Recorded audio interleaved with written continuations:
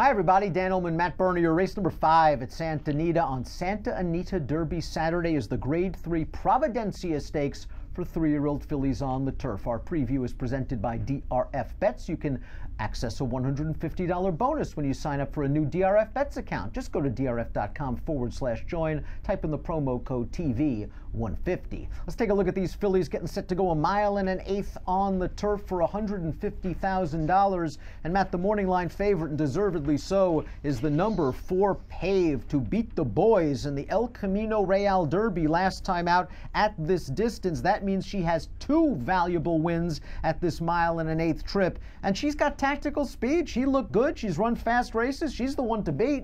Yeah, she is the one to beat. I think there are 2 horses in here that are head and shoulders above everyone else. We'll get to the other one momentarily. Paved is one of them, though. From a buyer standpoint, makes all the sense in the world. She has some tactical speed. You brought up the 1 1/8 that she's already run over and won twice. I don't really have a heck of a lot to knock. I do wonder if dynamics ultimately could get her beat in this race, where the other filly, who we'll talk about, is probably going to get the jump on her and may be all by herself on the front end. And that's a really good segue into our Timeform U.S. pace projector for this year's Grade 3 Providencia Stakes. The number 5, Miss Bad Behavior, is expected to go out there and set the pace. Paved not far behind. It's not like, she'll be coming from 100 out of it and be completely compromised, but Miss Bad Behavior would love this situation. She beat 3 of these common foes last time out in the China Doll Stakes, a race that had a wicked pace. Miss Bad Behavior was closest to that pace of the horses coming back from the China Doll, and she still won. Now, the China Doll hasn't come back fast, and she's got to stretch out Bad Behavior, but that was an impressive effort. Yeah, I thought she was really strong that day, and I think in many ways, okay, Paved may be the horse to beat, but 1B or 1A is Miss Bad Behavior, and the fact that she has the tactical advantage, like you say, maybe Paved doesn't come from 15 out of it, but you're going to give Miss Bad Behavior a much more rated pace, you would imagine, on the front end. The question also becomes now, too, for this girl, do you stretch out successfully to that 9th furlong? Where Paved, you already know that's not going to be an issue. I do think, boy, if you're ever going to turn the tables, this is the time if you like Miss Bad Behavior. Fatal Beret might be sort of an upset special if the pace is a little bit faster than expected. She looks like kind of a really tricky horse to ride. She won her North American debut in her lone start at Santa Anita, the Surfer Girl Stakes. My notes for the Breeders' Cup Juvenile Filly Turf and Formulator are: awkward start, checked from mid-pack first furlong, 6 wide bid far turn. She made a big early move into that race as well, as she did last time out in the Jimmy Durante. She's a tough horse to ride, but she's had some time maybe to grow up for Leonard Powell. I think there's ability here. She just has to put it all together.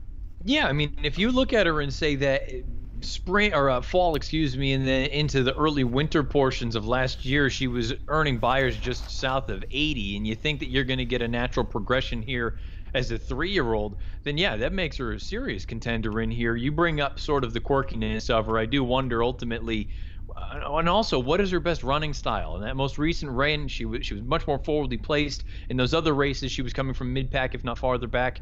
Apparently, Saturday is Pedro the Great Day out at Santa Anita. There's another one in here, so we'll find out. I agree with you. I think she's okay. Boy, she's going to need to up her game.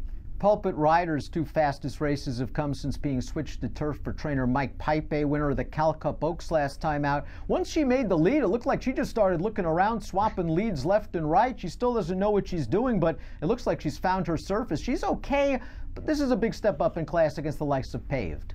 Yeah, especially when you consider one fast broad. I think she's an okay filly, but she hasn't necessarily gotten any better throughout her entire career. And Excess Gold, we'll find out. She's running in that Thursday DRF Bets Race of the Day at Santa Anita. So check back and see how she did there. Maybe use that as a barometer. Treasuring retains Javier after Lexington Grace retains Javier after finishing 3rd in the China Doll, but you would think she would have benefited from that very fast pace up front, and she only passed a couple of tired horses. Maybe she needed one off the bench? It's possible, but I kind of look at it and wonder, boy, Miss Bad Behavior had everything go against her in that spot, and she was still just much better than everyone else. It makes me believe that she's just simply a better horse. Treasuring was 2nd best in the China Doll. She was relatively close to the pace, not as close as Miss Bad Behavior. I'm worried about this distance. They're really stretching her out. She ran in 5 furlong after 5 furlong race overseas. Yeah, and I think that's the big thing. If she was going to be able to get a mile, and she still might be able to, you take Miss Bad Behavior out, she wins that race. But now you go out to a mile and an eighth.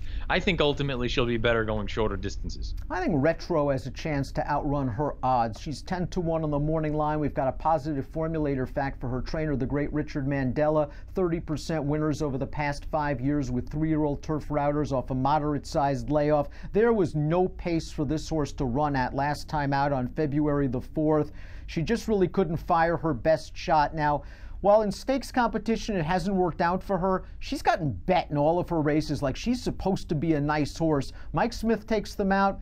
I think she's going to do better given a fairer pace situation. Yeah, I have to be honest with you. The debut was good, and I thought she ran well in the Surfer Girl. And then she was gone for a little while, came back off the layoff, draw a line through that one, and then you have that situation most recently, no pace to run at. She ran into a good horse that day, California Gold Rush. Off the layoff, if she gets some pace to run at, which unfortunately I'm not sure she's going to, she could certainly outrun her odds. Deep Breath adds blinkers for Owen Hardy, but she was 115-1 in the China Doll and couldn't take advantage of that fast pace. She really has to improve. Yeah, she's not fast enough right now. Maybe the blinkers wake her up. Interesting new shooter is the 8 Florista, who won her career debut over an all-weather surface in Ireland, now with Mark Glatt, now getting Lasix. 2 of the horses she beat came back to run 3rd in their next start. I didn't think it was a strong race. Yeah, and trying turf for the first time. I will say it's a confident move from Mark Glatt to debut in a graded stakes race, but at the same time, she's the kind of horse, let me see one before I get in. Let's take a look at our top picks for the Grade 3 Providencia Stakes. You're going with the known commodity at 9 furlongs, the talented number 4 Paved. I'm hoping that the pace advantage helps the 5 Miss Bad Behavior navigate that demanding final furlong. I like the fact that she stayed close to a fast pace and finished at a mile. Hopefully they can slow her down just a little bit early.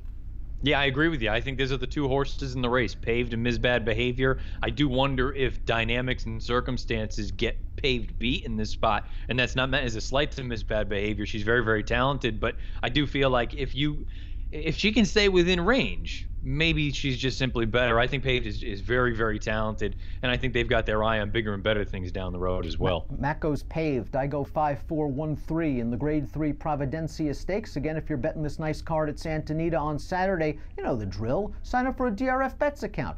Access $150 bonus. Start punching away. drf.com/join. Promo code TV150. Approximate post time for the Providencia is 1:30 Pacific. Best of luck.